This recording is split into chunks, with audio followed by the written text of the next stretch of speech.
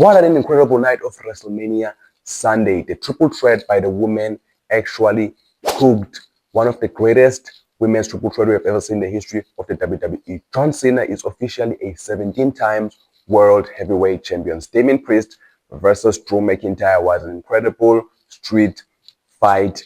AJ Styles and Logan Paul delivered, and I'm so happy to see Karrion Kross on the screen of WrestleMania.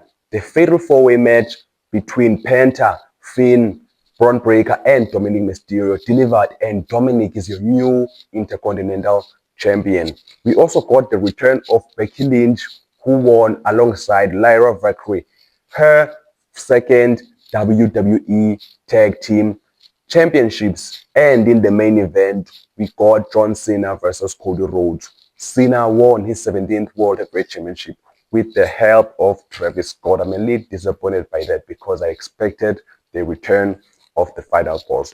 So let's review the show and let's talk about the main and key points of WrestleMania 41 Night 2. Of WrestleMania 41 Night 2, we had Rhea Ripley versus Bianca Belair versus Io Sky. Listen, forgive me for the way I'm speaking. It's literally 5 a.m. here in South Africa. And bro, I want to go to bed.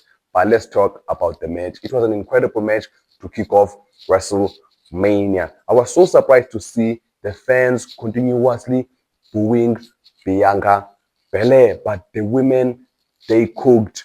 All three of them delivered at the greatest stage of them all. I expected Bianca Belair to turn heel during the match and for her to win the championship, continuing her unbeaten reign at WrestleMania. However, Io Sky, in one of the best sports, one of the most incredible women's sports I've ever seen, delivered a moonsault to pin Bianca Belair to retain her women's World Heavyweight Championship. On the other side, we had Drew McIntyre versus Damian Priest in a Sin City Street fight.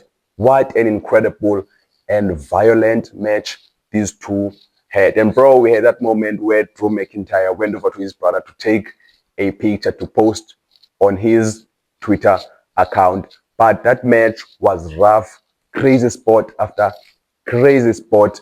Tables were broken, steel chairs, everything was involved in that match. And to finish it off, Drew McIntyre delivered a brutal claymore to Damian Priest. Kudos to both of them for delivering a great wrestling match. Now, what is next for Drew McIntyre after this? Listen, if the WWE do not put Drew McIntyre in the World Heavyweight Championship picture after this, I don't know what they were doing, because he had an incredible year last year, the best rivalry with CM Punk.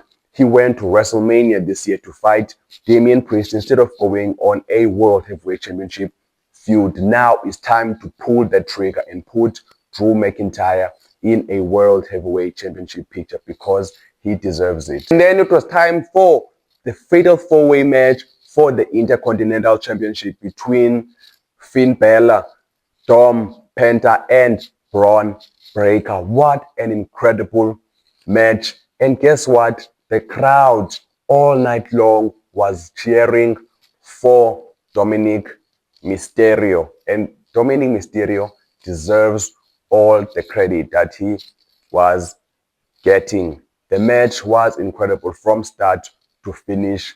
Great delivery from all four of the wrestlers. And listen, Braun Breaker is a future World Heavyweight Champion. Braun Breaker, in some future, he's going to win the World Heavyweight Championship because he is just that good. He's over with the crowd.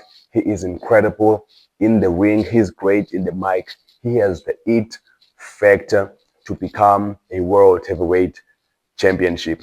Pentagon Jr. also delivered, had a great match, and obviously WWE protected him to have Finn Balor to be pinned by Dominic Mysterio. But story-wise, that match was great. The storytelling was incredible. The conflict within the Judgment Day. I'm so excited to see what will happen tomorrow night on Monday Night Raw, to see how the Judgment Day will resolve its issues, and Dominic Mysterio delivered a splash on Finn Balor to win his first ever Intercontinental Championship. In the co-main event, we had the Women's Tag Team Championships, Lyra Valkyrie with a mystery partner versus Liv Morgan and Raquel Rodriguez. The fact that they put this match in the co-main event made me realize that Becky Lynch was going to return, and it happened. Becky Lynch is officially back, and she is not beating the Becky Hogan allegations, because wrestling fans are crazy on Twitter. They are calling her Becky Hogan, basically because of the incident that happened where Bayley was removed weeks prior. This was planned because Becky Lynch was going to return. So we don't know who made the call for the return of Becky to remove Bayley. However, the fans are now made a decision. I mean, I was not even interested in that match because I knew what was going to happen.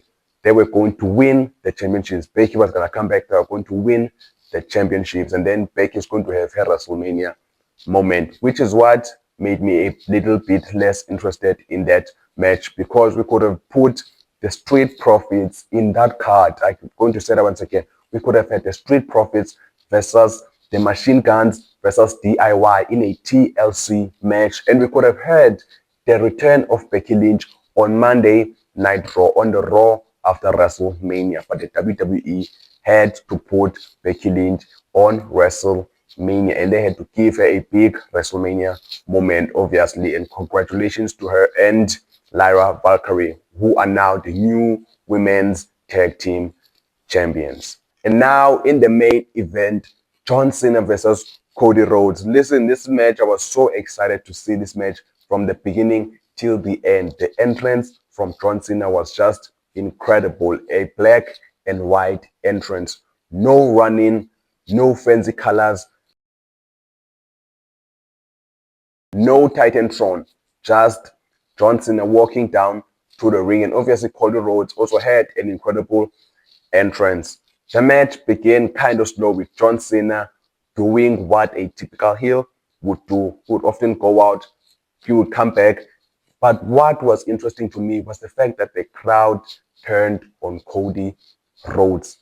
The crowd was a crowd of mixed reactions sometimes, but it was pretty clear they were there to see John Cena win his 17th championship after a great back and forth match.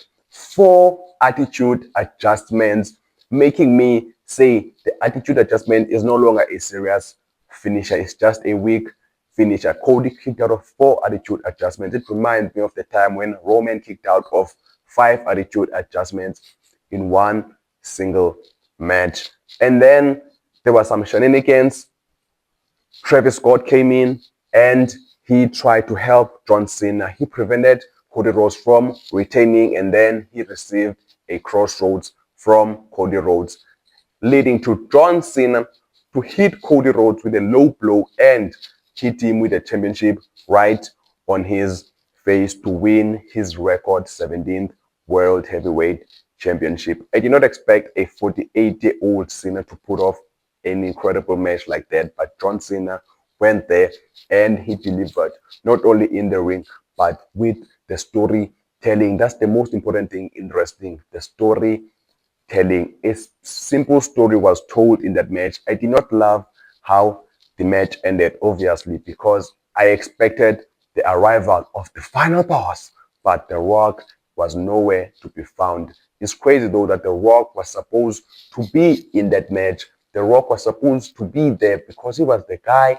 that led to Cena's heel turn. We needed an explanation. We needed some of The Rock's involvement, but The Rock did not come. He did not even show up at WrestleMania, which was my only disappointment. Overall, the show was a 9.5 out of 10 show for me. All the matches were incredible except for that women's tag title match. I mean, I watched it, was incredible, but I was not genuinely interested in that match. And then in the main event, I don't understand why they involved Travis Scott, but they had to involve him obviously to gain those mainstream views.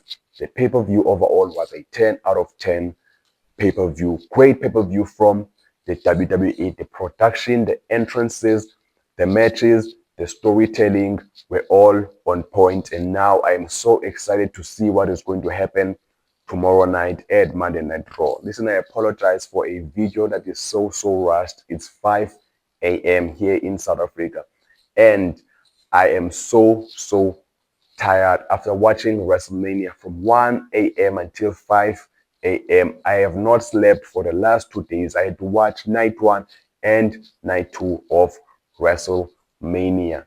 Thank you very much for watching this video.